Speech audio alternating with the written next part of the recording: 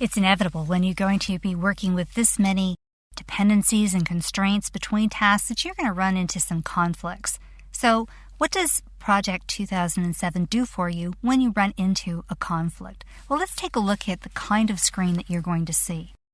Let's say I'm going to open up this particular task, building site skeleton, and it's got to be dependent upon the completion of task 9.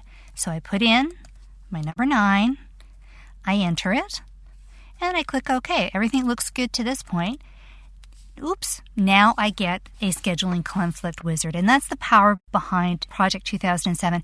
It's going to tell you when you have a scheduling conflict. And it's at that point in time you can determine whether you're going to avoid the scheduling conflict to cancel this action altogether, or you're going to continue and allow the scheduling conflict to take place. So whenever you run into an issue, Project 2007 will present you with a dialog box. It will identify where the task is and what the problem is, and then you can assess whether or not this is something that you can live with or not. In this case, I'm going to say continue, allow that scheduling conflict. I'll deal with it later.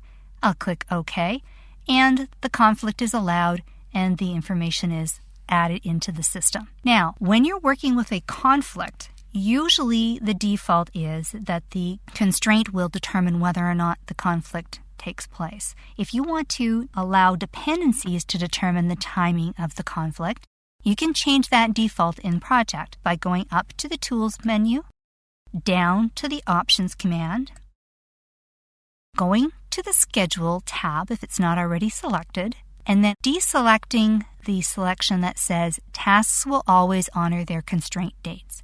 Taking that off will allow dependencies to determine the schedule of your overall project. If you are used to working within Project and you feel that that is an appropriate change for you, by all means make that change in the Options tab.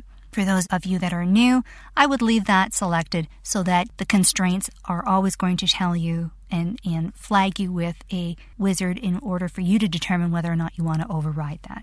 So the power of Project 2007 is shown quite quickly here by having the intelligence behind the scenes that when you are putting in your dependencies, it will identify for you where potential conflicts will arise in just the planning of your project. So in these last few movies, we've learned about creating dependencies between our tasks. So now we've got the what. What are we going to do? How long is it going to take us? What's dependent on? The next thing we need to talk about is our resources. Who is going to do the work and what else do we need? That will be covered in our next set of movies.